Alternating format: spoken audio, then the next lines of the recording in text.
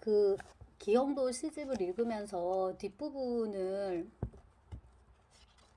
네, 김현 선생님이 쓰신 이제 해설의 마지막 부분을 읽어드렸었는데요. 그러니까 제가 읽었죠. 네, 읽었는데 여기 그 김훈, 지금 이제 소설가로 잘 알려진 그 김훈인데 김훈의 말이 인용이 된단 말이에요. 그 김훈의 말이 인용이 되면서 또 한 번 이제 인용되는 게 언급되는 게 삼국유사인데 저는 인용인 줄 알았는데 인용이 아니라 일종의 이제 참고 자료로 언급이 되는 거였는데요. 삼국유사 민음사에서 나온 삼국유사입니다.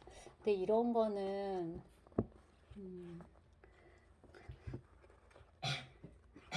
그러니까 좀 어렸을 때 진짜 읽었어야 되는 거고 그렇지 않으면 이제 좀 더 이제 나이가 들고 나서 읽어야 되는 확실히 그런 책인 것 같은데 특별히 동기가 주어지지 않으면은 참 완독하기 힘든 그런 거고 지금 막 잘 못 찾고 헤매고 있는데 뭘 찾으려고 하냐 하면은 그 이제 원효 대사 우리가 아는 원효 대사 원효하고 사복이 만나는 건데 사복이 말을 못하다 해서 467조 인데요.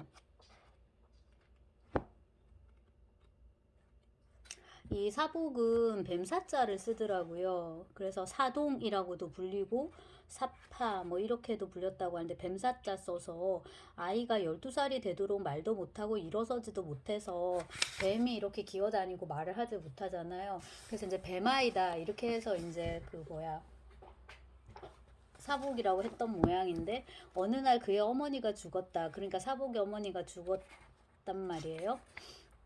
네. 근데 이제 이 사복이 원효에게 이렇게 말해요.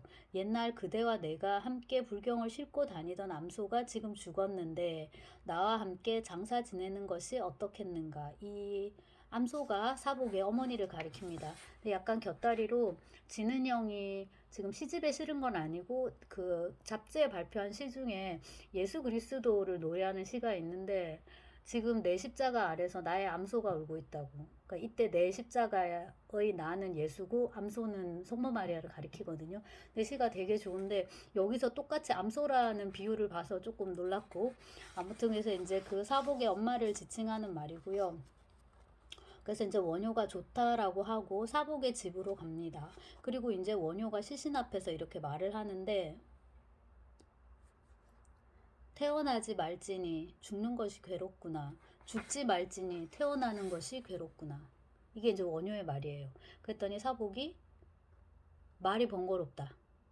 그러니까 원효가 다시 말합니다. 죽고 사는 것이 괴롭구나. 이제 이렇게 그리고 이제 이렇게 짧게 더 이야기가 이어지는데 다시 볼까요? 이제 죽는 게 괴로우니까 태어나지 말고 태어나는 게 괴로우니까 죽지 말고 이제 윤회니까 한번 죽으면 또 다시 태어나야 되고 이렇단 말이에요. 이 어조를 본따 가지고 김훈이 후배의 그 죽음에 이런 애도의 글을 남겼던 거예요. 제가 이게 얼마나 울컥했든지 그냥 읽었는데 계속 며칠째 뇌리를 떠나지 않아서 다시 삼국유사까지 찾아보게 됐던 건데요. 김훈이 한 말을 기영도의 죽음에 대해서 김현이 인용을 합니다.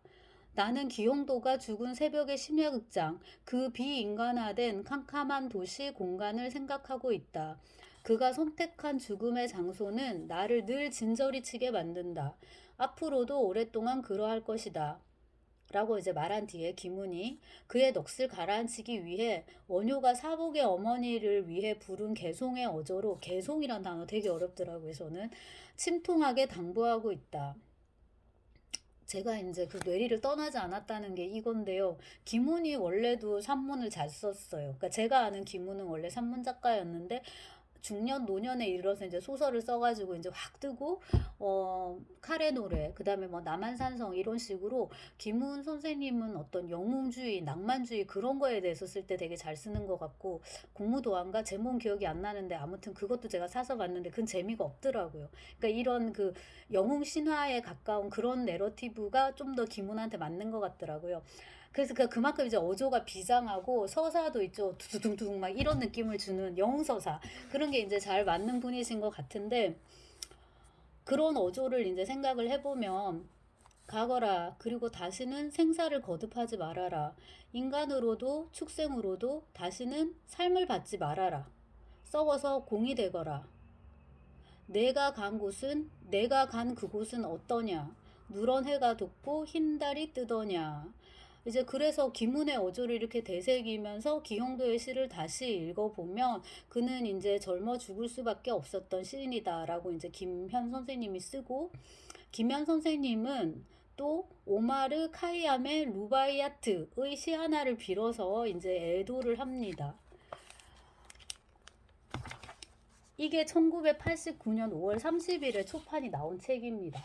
제가 갖고 있는 건 93년에 나온 이제 20세 이거지만은, 근데 이제 이게 1989년 5월 30일, 그러니까 그 1989년 봄에 이거를 이제 김현이 썼단 말이에요, 이 해설을. 근데 그 김현이 내년에 죽거든요. 그러니까 1990년인가에 이제 김현 선생님 병으로 가신 걸로 알고 있는데 뭔진 잘 모르고, 아무튼 저는 잘 모르고, 그리고 이제 김현 선생님의 그 행복한 책 읽기, 약간 이제 일기스름한 일기 비슷한 그 책을 보면은 어떤 그때의 어떤 기록들이 있죠. 그러니까 그 책 읽는 기록이 물론 제 대다수였던 것 같은데, 그렇기에 더더욱 지금도 머릿속에 남아있는 김현의 행복한 책 읽기의 한 구절은, 이제 오늘도 또 혈변을 보았다. 근데 정말 무서운 거는 혈변이 아니라, 혈변 자체가 아니라 그것을 보고 무서워하는 이제 나 자신이다. 이런 식의 문구가, 그때 제가 20대 초반이었음에도 불구하고 굉장히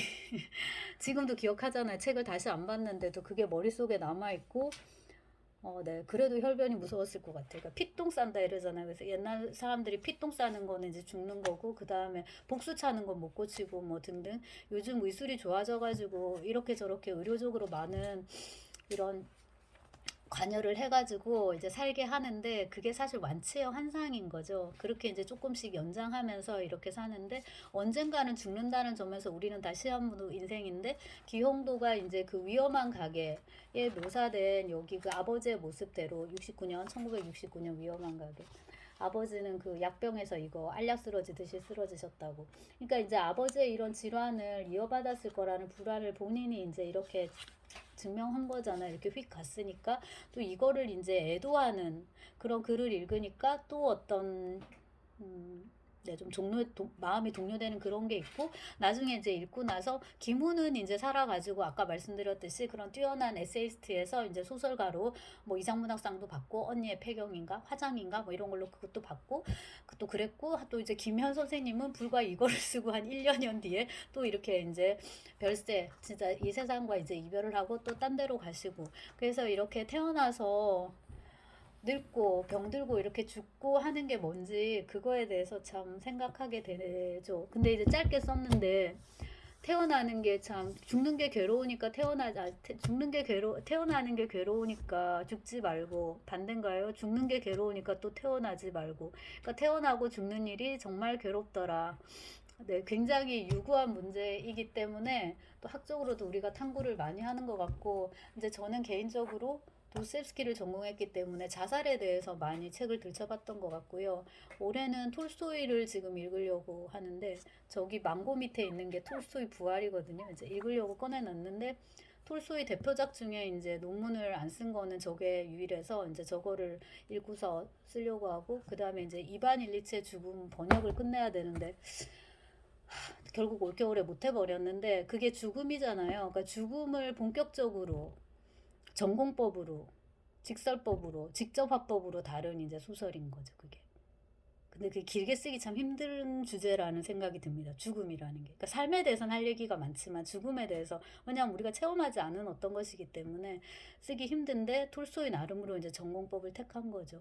쉽지 않은 문제였는데 기영도를 핑계 삼아서 한번 얘기해봤습니다.